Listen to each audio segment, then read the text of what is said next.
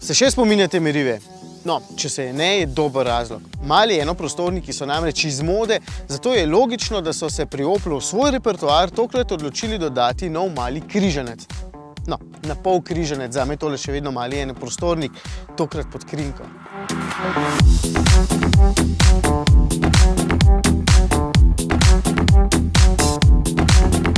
Spredaj zato ni pluga, ampak samo ta dvignjena maska s to plastično letvico. No, plastika je itak vse naokoli avtomobila in še to kupolasto streho so želeli zamaskirati z drugačno barvo in s temi linijami. Saj ne rečem, da jim ni uspel. Pač, kakšnega soseda boste že lahko naflanceli, da vozite SUV, čeprav je Opel že kdaj naredil lepši avtomobil. Se mi zdi pa zanimivo, da so na trg poslali avto, ki je skoraj identičnih dimenzij kot Mokka X. Dokler ne začnete razmišljati širše. Kot verjetno veste, je Opel zdaj v lasti skupine PSA in ker je bilo pač potrebno zamenjati merivo, Peugeot pa ima dobro platformo od 2008, vidite, kam pa staca mulija, ne?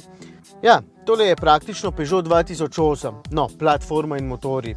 In tale projekcijski zaslon, pa tale ekran med merilniki, pa celoten vmesnik in verjetno še kaj. No, dejansko celoten software, vključno z navigacijo, se mi zdi čisto ok, morda celo boljše od Oplove. Sicer pa je napram Mokki X občutek manj utesnjen, okna so večja, kabina pa kljub manjšim dimenzijam deluje bistveno bolj prostorno. Tudi kakovostno je sestavljen, tukaj nekaj dodati.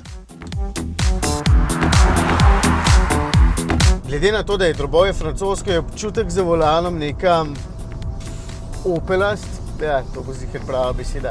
Tudi na volanu, kar ni nujno najboljša stvar. Malo je povratnih informacij, ampak v mestih in pri hitrostih tja do 70 km/h itak lahkotnost volana celo pomaga pri šviganju med pasovi in pri parkiranju. Pri hitrejši vožnji pa je premalo prepričljiv, da bi z veseljem zagrizel vsak ovinek. Dosti je tudi nagibanja karoserije.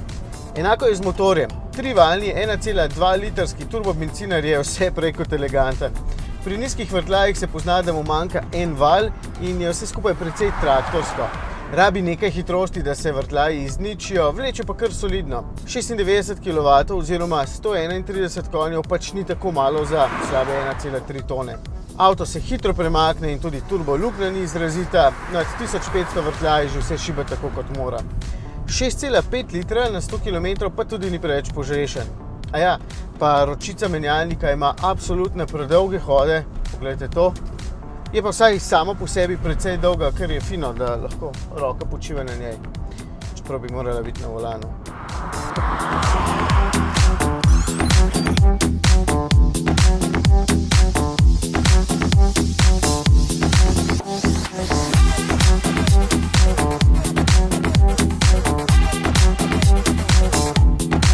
Veliko stvari so si zadali in jih tudi uspešno obkljukali, ampak terenska avanturističnost je nekje tako daleč spodaj, da je najbrž že padla s seznama. Če boste hoteli to, vas bodo v salonu z veseljem napotili proti Mokki X, tam boste dobili večjo oddaljenost od tal, 4-kolesni pogon, močnejše motorje za vleko. Za slabih 25 jurjev bi kaj od naštetega lahko imel tudi tale, čeprav je polno nabasan z opremo. Osnovnega dobite že za dobrih 14 jurjev. Je pa Crossland X znanilec skupne strategije 4 firm. Kot dela Volkswagen bodo sedaj tudi Citroën, DS, Peugeot in Opel na široko delili svoje znanje. Če na takšen način, potem nimam nič proti, ker je avtomobil vseeno dovolj samosvoj. V dobrem in v slabem.